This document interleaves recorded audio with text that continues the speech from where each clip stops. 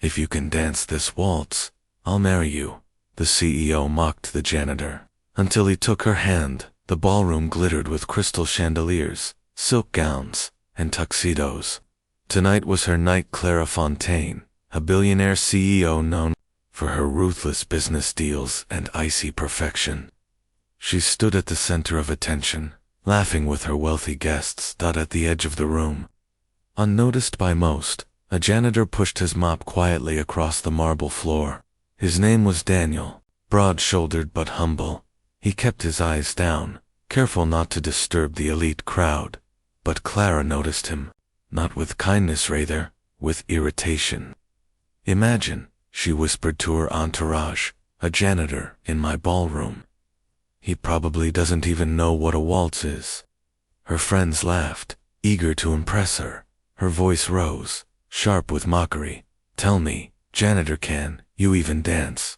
Or is sweeping floors your only rhythm?" Daniel looked up, his gaze calm and steady. "I know a little about rhythm, ma'am. Life teaches you more than one kind of dance." The crowd chuckled, waiting for Clara's cutting reply. She smirked. "Fine then. If you can dance this waltz without embarrassing yourself, I'll marry you." Laughter erupted. To them, it was an impossible challenge, an insult dressed as a joke. But Daniel set the mop aside and stepped forward. The orchestra paused. Silence rippled through the hall. Daniel extended his hand to the CEO. For the first time that evening, Clara hesitated. Something in his eyes wasn't servalet, was strength, confidence, mystery. Against her pride, she took his hand. The violins began, and then the miracle happened. Daniel moved with flawless grace. His steps guided hers effortlessly, his frame steady and assured. Each turn, each dip, was precise yet filled with an elegance no ballroom coach could teach. Gasps rose from the crowd. The janitor wasn't following, he was leading. Clara's mocking smile faltered. Her heart raced. Who was this man? By the time the music ended, the room thundered with applause. Daniel released her hand gently, bowing with old-world charm. Clara stood speechless, her cheeks flushed. For the first time in years, she felt humbled and captivated. Whispers filled the hall. Where did he learn that? He dances like nobility, not a janitor's hands, a soldier's. Because the truth was, Daniel wasn't just a janitor.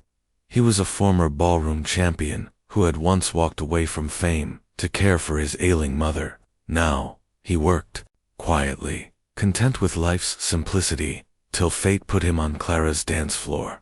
The CEO swallowed hard, her arrogance shattered. "Who are you?" she whispered. Daniel only smiled. "Just a man who knows that respect is the first step in any dance." And with that, he walked away, leaving Clara stunned in the middle of her glittering ballroom, no longer laughing, but longing. The Fontaine Tower was alive with celebration. Clara Fontaine, CEO of one of the largest luxury hotel chains in Europe, was hosting her company's annual gala. Crystal glasses clinked, champagne sparkled, and the ballroom floor glistened under 1,000 lights. Clara was used to admiration, envy, even fear. She commanded attention wherever she went, an empress, in silk. Yet her power came with arrogance. To her, people were categories: investors, allies, servants. When her eyes landed on Daniel, the janitor quietly mopping near the side doors, she smirked. He didn't fit. His uniform was plain, his hands calloused, his presence almost invisible. "Tell me," she said loudly enough for her circle of wealthy guests to hear, "do you even know what a waltz is? Or is your broom your only partner?" Laughter echoed through the gilded hall. Daniel paused. He looked up slowly, his dark eyes meeting hers not with shame, but with calm. "A dance is a conversation, ma'am. I've had a few in my time." The guests roared with amusement at his answer. Clara tilted her chin. "Then, let's play a little game. If you can dance this waltz properly, I'll marry you." The crowd gasped. Some clapped at the cruelty, Others whispered. Everyone expected Daniel to shrink, to blush, to run. Instead, he set aside his mop, wiped his hands on his uniform, and stepped forward. As you wish. The orchestra hesitated, awaiting Clara's signal. She arched an eyebrow, unwilling to back down from the challenge she herself created. With a mocking flourish, she placed her hand in Daniel's. The music began. The first step silenced the room. Daniel's movements were precise, controlled, confident. He wasn't guessing, he was guiding. Clara, expecting clumsiness, found herself swept across the marble floor in perfect rhythm. Each twirl felt effortless, each dip a statement of strength. The guests gasped as the janitor spun the billionaire CEO into flawless holds and graceful turns. Whispers spread like fire. He's leading her. This isn't luck, he's trained. Where did he learn to dance like that? Clara's mask of arrogance cracked. For the first time, she wasn't in control. She was following down, loving it. By the time the music ended, Daniel released her gently, bowing as if he'd been born in a palace. The applause was deafening. Clara, breathless, whispered, "Who are you?" Daniel smiled faintly. "Just a man who knows that respect is the first step in any dance." And then, he walked away. The gala ended, but Clara couldn't sleep that night. His words replayed in her head. She had mocked him, yet he had humbled her before her entire empire. No one had ever dared. She ordered her assistant to find everything about him. His files shocked her name. Daniel Carter, age 36 past, former international ballroom champion, known as the gentleman of the floor. Reason he quit, vanished from the spotlight a decade ago. Rumors said he left to care for his mother after a tragic illness.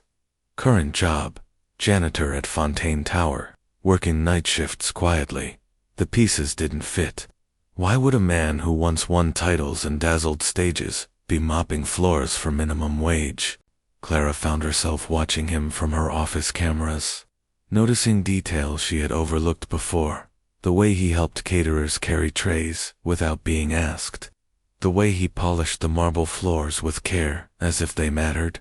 The way he nodded respectfully to everyone, regardless of rank.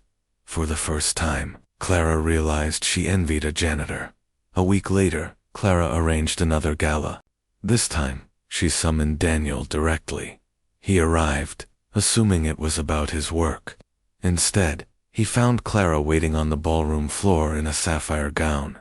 "I was unfair to you," she admitted, her voice quieter than usual. "But I don't like unanswered questions. Dance with me again." This time, there was no laughter, no mockery. The guests watched in reverent silence as Daniel took her hand once more. The waltz began, but tonight was different. Clara wasn't fighting for dominance. She surrendered to the music, to his lead. She discovered freedom in following, something she had never allowed herself in life or in business. When the song ended, Clara's eyes shone. She realized she wasn't mocking him anymore. She was falling. Weeks passed. Clara began finding excuses to see him. She asked him to teach her staff ballroom etiquette, then later, to teach her privately. Each session drew them closer, peeling away the walls she had built around herself. The woman who once declared she'd never bow to anyone found herself wanting Daniel's approval. One evening, after a lesson under dim chandeliers, Clara whispered, "Do you remember the night I mocked you, when I said, 'If you can dance this waltz, I'll marry you'?" Daniel chuckled softly. "I remember." Clara swallowed her pride, stepped closer, and placed his hand over her heart. "I wasn't joking. I just didn't realize then how serious I should have been." Daniel looked at her for a long moment. Then, with that same calm strength he had shown the night of the gala, he asked quietly, "Then let's not waste another step." And under the glitter of chandeliers, the janitor who had once been mocked became the man the CEO could no longer live without. The moral: never mock the quiet ones. They may carry a grace and a past you cannot even imagine.